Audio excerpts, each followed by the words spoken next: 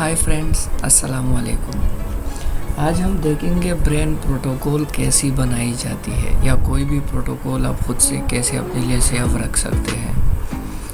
उसके लिए सबसे पहले तो लाजमी बात यह है, अहम बात यह है कि आपको पता होना चाहिए कि हम कौन कौन से स्कैन किस केस में यूज़ करते हैं। एज लाइक हम अभी ब्रेन के बारे में स्टडी करेंगे तो ब्रेन के लिए हमारे पास कौन कौन से सीक्वेंसेस लाजिमी है। As like T2 axial, T1 axial और फ्लेयर, उसके बाद कोरोनल, सेजिटल, T1 T2 या सिंपल केस में तो T2 यूज़ करते हैं।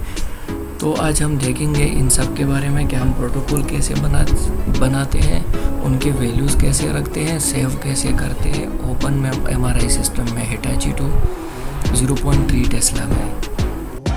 प्रोटोकॉल बनाने के लिए हम कोई भी ब्रेन केस ओपन करेंगे जो हमारे पास पहले से हुआ हो मशीन में सेव, और उसको जब वो ओपन हो जाए तो हम इसकी सारी जो स्टडी है उसको रिमूव कर देंगे।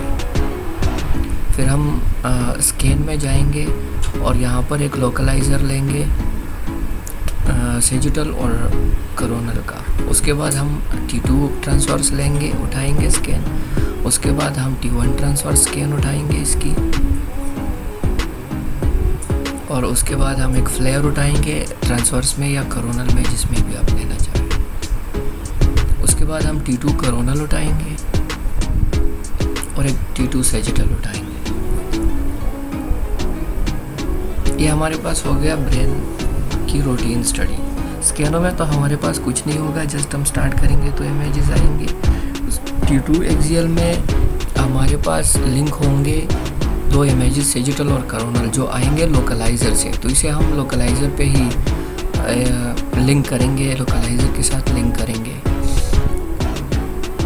और इसकी प्लानिंग जैसे आप करना चाहें, ये जस्ट मैं वैल्यूज़ के लिए कर रहा हूँ कि जब मैं वैल्यूज़ रख रहा हूँ तो मुझे आसानी हो अंदाज़ा लगाने में। इसकी हम phase, thickness, intervals, slices, TR सब कुछ चेंज करेंगे, क्योंकि एक न्यू स्कैन में सब कुछ आपकी मर्ज़ी के मुताबिक नहीं होता। ऐसी चीज़ें होते हैं जो जिसे आप चेंज करना चाहते हो वो आप चेंज कर ले पहले से ही। ये चेंजेस करने के बाद बाकी स्कैन्स में भी आप ऐसे चेंजेस करेंगे। फिर लास्ट में हम प्रोटोकॉल सेव करेंगे अपना।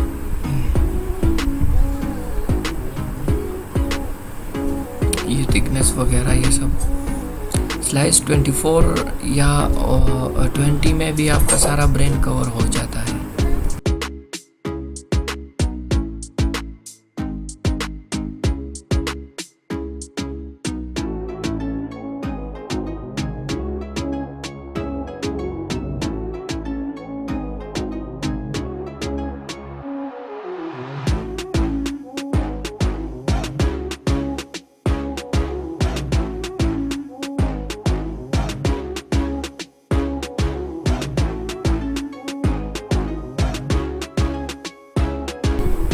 T2 की प्लानिंग कंप्लीट होने के बाद हम T1 एक्सियल पे चले जाएंगे। T1 एक्सियल स्कैन जो हमने उठाया उसे खोलेंगे और इसके साथ लोकलाइज़र को लिंक करेंगे। उसके बाद इसकी पोजीशनिंग जो है वो कॉपी करेंगे, उसकी लिंक हम T2 एक्सियल के साथ रखेंगे, क्योंकि दोनों एक्सियल है तो वही से जो हम प्लानिंग करेंगे वो कॉपी होगी।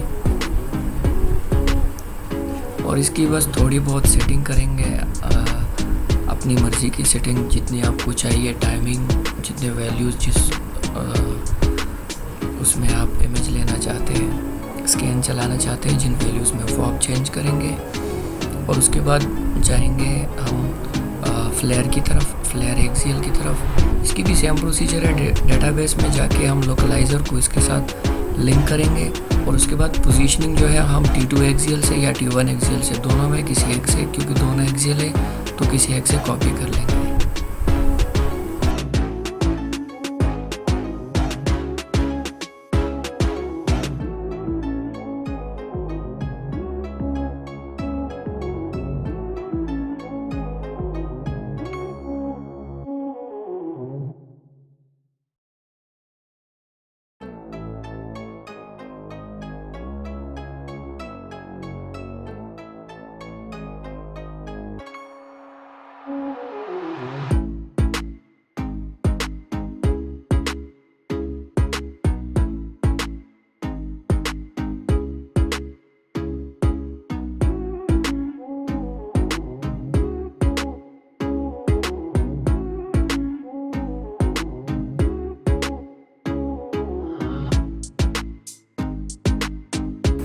फ्लेयर की सेटिंग कंप्लीट होने के बाद हम जाएंगे T2 कोरोनल की तरफ और वहाँ हम डेटाबेस से T2 ट्रांसफर्स और लोकलाइज़र T2 ट्रांसफर्स और लोकलाइज़र इन दोनों इमेजेस को उठाएंगे। लोकलाइज़र में हमारे पास डिजिटल कोरोनल है और ट्रांसफर्स हम T2 लेंगे। इन दोनों को लोड मल्टी करेंगे तो दोनों हमारे पास आ जाएंगे।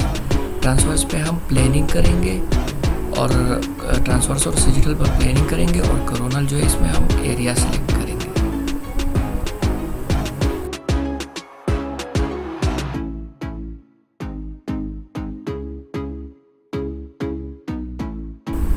हमेशा याद रखें कि स्लाइस आपके पास सफिशेंट होने चाहिए कि पूरी ब्रेन को कवर करे। ज़रूरी नहीं है आपको 20 स्लाइस चाहिए तो आप 25 रखें, ऐसा ज़रूरी नहीं है। आपके पास जस्ट पूरा ब्रेन कवर हो काफ़ी है स्लाइस, ज़्यादा रखने की ज़रूरत नहीं, क्योंकि आप ज़्यादा रखेंगे तो फिर आपको टाइम TR ये सब ज़्यादा करना पड़ेगा, तो ऑब्वियसली टाइम ज़्यादा लगेगा एक स्कैन पे। तो अच्छी बात यह है टाइम कम करने के लिए कि आप कम स्लाइस रखें, जितने कम पॉसिबल हो उतने ही रखें, इतने कम भी नहीं कि आपका कोई एरिया मिस हो जाए। कोरोनल की प्लानिंग और सेटिंग कंप्लीट होने के बाद हम जाएंगे सेजिटल की तरफ। सेजिटल में डेटाबेस से हम निकालेंगे ट्रांसफर्स और एक लोकलाइज़र। लोकलाइज़र में सेजिटल कोरोनल है और ट्रांसफर्स इमेज। ट्रांसफर्स और कोरोनल पे हम प्लान करेंगे, सेजिटल में हम एरिया सेलेक्ट करेंगे। ये बातें आपको लाजमी आनी चाहिए कि किस इमेज पे मैं प्लानिंग करूँगा, किस इमेज पे एरिया सेलेक्ट करूँगा तो मेरे पास कौन सा इमेज आएगा। ये सारी बातें कि स्कैन की कितनी वैल्यूज़ होती है, मतलब T2 के लिए TR कितना चाहिए होता है, T1 के लिए कितना चाहिए होता है, फ्लेयर के लिए कितना चाहिए होता है, ये सारी बातें याद रख लेनी है। प्रोटोकॉल बनाने में सबसे अहम बातें यही है, बाकी कुछ नहीं है। इतना मतलब एक लॉन्ग प्रोसीजर नहीं है। प्रोटोकॉल बनाना टोटल 10 मिनट का काम होता है, लेकिन उसके वैल्यूज़ ठीक होने चाहिए ताकि आपको इमेज सही मिले, क्वालिटी सही मिले। और यहाँ तक जो हुआ हमारा रूटीन ब्रेन विदाउट कंट्रास्ट। अब हम कंट्रास्ट के लिए स्कैन में जाएंगे।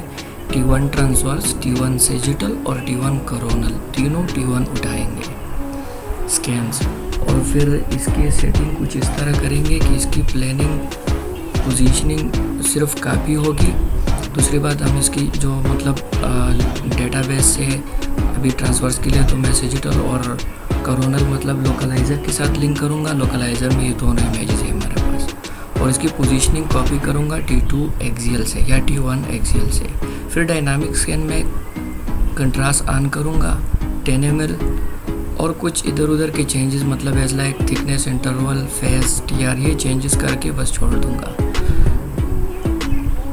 T2 सेजिटल के T1 सेजिटल के लिए आप सेम प्रोसीजर कॉपी करेंगे। पोजीशनिंग जो स्लाइस पोजीशनिंग है उसको कॉपी करेंगे हम T2 सेजिटल से और इसकी कंट्रास्ट ऑन कर देंगे डायनामिक में। उसी तरह T1 कोरोनल के लिए भी डेटाबेस में जाएंगे और ट्रांसफर्स और लोकलाइज़र उठाएंगे। उसके बाद इसकी पोजीशनिंग जो है हम कॉपी करेंगे T2 कोरोनल से, T2 कोरोनल इधर से, यहाँ से हम कॉपी करेंगे इसकी पोजीशनिंग। और चेंजेस जो है T2 में जैसे हुए हैं वैसे ही एग्जैक्टली वैसे ही T1 में रखनी है कंट्रास्ट के लिए। मतलब विदाउट कंट्रास्ट जितने स्लाइस हमने रखे हैं, जितना थिकनेस, जितना इंटरवल हमने रखा है, तो विद कंट्रास्ट भी हमारे पास यही होने चाहिए। और फिर हम मॉडिफाई में जाके सेव स्टडी को उसे अपना नाम देंगे, सेव करेंगे, हमारा प्रोटोकॉल सेव हो जाएगा। चेक करने के लिए आप ऐसा कर सकते हैं कि मॉडिफाई से निकल जाएंगे यहाँ से। अच्छा, हम क्लिनिकल डेटाबेस में क्लिनिकल स्टडी लिब में आएंगे तो यहाँ आपका जो प्रोटोकॉल है वो सेव हो चुका होगा। यही था ब्रेन स्कैन, इसमें कुछ इतना नहीं है डिफ़िकल्ट, बस आपको स्कैन्स आने चाहिए, उनके वैल्यूज़ आने चाहिए जो है, और बस प्रोटोकॉल बनाना 10 मिनट का काम है। दूसरी बात ये कि अगर प्रोटोकॉल में मैं कोई गलत स्कैन उठाऊं तो उसे हम कैसे रिमूव करेंगे। जस्ट उस स्कैन पे क्लिक करेंगे, मॉडिफाई पे आएंगे, कार्ड के सामने जो रिमूव लिखा हुआ है वो क्लिक करेंगे तो हमारे पास सिर्फ वही स्कैन रिमूव हो जाएगा। अगर स्टडी के सामने रिमूव लिखा है वो हम रिमूव करेंगे तो पूरी स्टडी रिमूव हो जाएगी। और अगर दोबारा ऐड करना है तो स्कैन से हम ऐड कर सकते हैं, रिमूव करना है तो मॉडिफाई से रिमूव करेंगे। एक दूसरी बात आती है यहाँ पर कि अगर हम कंट्रास्ट, मतलब मैंने पेशेंट को इंजेक्ट किया कंट्रास्ट और T1 ट्रांसवर्स स्टार्ट कर ली, बट मैंने डायनामिक में कंट्रास्ट ऑन नहीं की है, तो मतलब इमेज में तो मेरे पास कंट्रास्ट आएगी, बट इफ़ेक्ट उसका ये होगा, डायनामिक में ना ऑन करने का इफ़ेक्ट ये होगा कि मेरे पास इमेज पे कंट्रास्ट का जो निशान है C बना हुआ होता है वो नहीं आएगा। तो वो हम कैसे लाएंगे?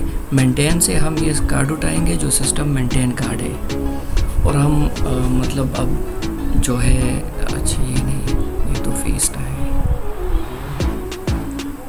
हम यहाँ से देख लेते हैं T1 एक्सियल को। T1 एक्सियल हम निकालेंगे, ये T1 एक्सियल है। फ़र्ज़ को ये मैंने तो विदाउट कंट्रास्ट ही लिया है, लेकिन अगर मैं कहूँ कि मेरे पास इस पर कंट्रास्ट का निशान आना चाहिए C, वो नहीं आया है, तो मैं करूँगा सिंपली सिस्टम मेंटेन कार्ड को ओपन करूँगा, स्कैन में होगा ये, मेंटेन में होगा ये, 2D के नीचे जो मेंटेन है वही होगा, और स्पेशल टेक्स्ट इसमें सेलेक्ट करेंगे, ये स्कैन इसके साथ लिंक करेंगे, मॉडिफाई में C ऑन रखेंगे, वॉल्यूम 10 ml दिया है, 7 ml 8 ml वो आप लगा देंगे।